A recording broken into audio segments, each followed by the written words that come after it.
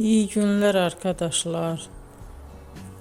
Kanalımıza hoş geldiniz. Bugün sizler için iki sevilen oyuncularımız Can Yaman ve Demet Özdemir'den yepyeni videolarını fanları için hazırladık. Onlar Erkenci Kuş dizisinde rol almış ve sevgili olmuştular ve bir süre sonra yollarını ayırdılar.